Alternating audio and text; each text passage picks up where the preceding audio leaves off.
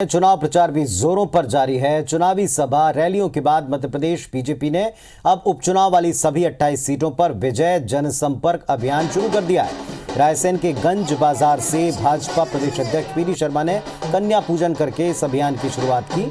अभियान चुनाव प्रचार के थमने तक जारी रहेगा। 1 नवंबर की शाम 5 बजे तक 28 सीटों तक ये यात्रा पहुंचेगी, ये रथ पहुंचेगा। प्रदेश अध्यक्ष पीडी शर्मा ने कहा, अब कार्यकर्ताओं को बूथ स्तर पर जनसंपर्क के लिए जुटना होगा।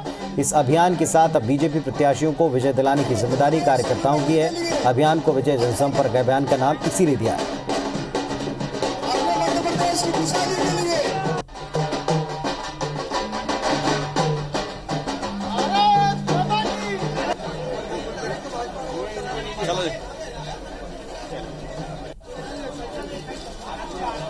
तो विजय जनसंपर्क अभियान की शुरुआत भारतीय जनता पार्टी ने कर दी है और जब तक प्रचार चलेगा, 3 तारीख को मतदान है और 1 तारीख तक प्रचार का अंतिम वक्त है। और जब तक ये प्रचार का अंतिम वक्त रहेगा तब तक ये अभियान जारी रहेगा।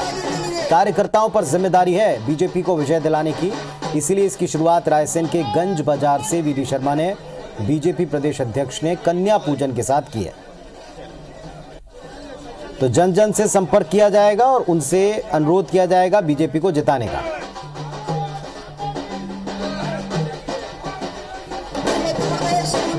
और नासिर गौरी हमारे सहयोगी इस वक्त हमारे साथ में जुड़ गए, सीधे उनका रुख करते हैं। नासिर, ये अब की बार के जो चुनाव हैं वाकई बड़े महत्वपूर्ण है, मुख्य चुनाव से किसी मामले में कम नहीं है। 28 सीटों पर प्रचार का क्या हाल है? देखिए पुनीत, देखा जाए तो मध्य प्रदेश की जो 28 सीटों पर उपचुनाव होना है किसी प्रादेशिक चुनाव से कम नहीं है। और इस सीटों को जीतने के लिए कांग्रेस हो चाहे बीजेपी हो, दोनों एड़ी जोड़ी का जोर लगा रही है। और इसी के तहत ग्वालियर चंबल संभाग में बीजेपी के बड़े नेताओं के दौरे हैं। आज ज्योतिरादित्य सिंधिया का, केंद्रीय मंत्री नरेंद्र सिंह तोमर का, और आज विजय जनसंपर्क अभियान की जो शुरुआत पीडी शर्मा ने की है वो बेहद खास है। और उन्होंने जिस तरह से आम आदमी तक, आम वोटर्स तक पहुँचने की जो कोशिश है जनसंपर्क अभियान के जरिए, बहुत मायने हैं इसके।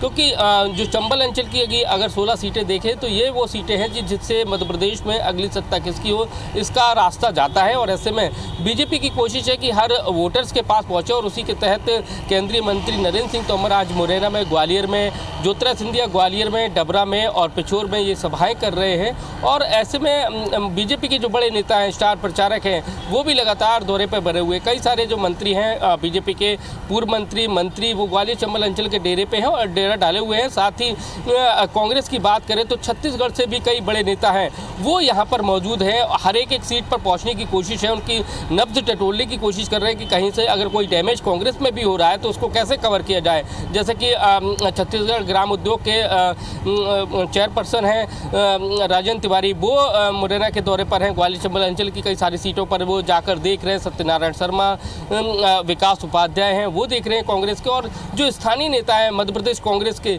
वो कई सारे जो नेता हैं वो ग्वालियर चंबल अंचल में डेरा डाले हुए, साथ ही उस डैमेज को भी कंट्रोल करने की कोशिश कर रहे हैं कि कुछ कांग्रेसियों में भी डैमेज हुआ तो उसको कवर करने की कोशिश कर रहे हैं। तो देखा जाए तो मध्य प्रदेश में बीजेपी और कांग्रेस दोनों ही 28 सीटों को फतह करने के लिए निकली हुई है। हर एक सीट पर पोलिंग बूथ तक कोशिश कर रही है कि ज़्यादा से ज़्यादा उनकी अप्रोच हो जाए, क्योंकि ये कोरोना का दौर है। ऐसे में कोरोना के दौर में जो वोटिंग का जो परसेंटेज है वो कहीं ना कहीं कम रहने वाला है, क्योंकि लोग कम निकलेंगे। तो ऐसे में कोशिश यही है बीजेपी की कि वो पोलिंग बूथ तक पहुंचे। और ऐसे में वो उनका विजय जनसंपर्क अभियान है, वो संपर्क अभियान के जरिए वोटर्स तक पहुंचने की जो कोशिश है वो कर रही है। लेकिन उसमें कितना कामयाब होती है ये 10 तारीख के रिजल्ट बताएंगे। लेकिन देखा जाए तो कांग्रेस और बीजेपी दोनों ही इस चुनावी रण को फतह करने के लिए पुरजोर कोशिश में लगी हुई है।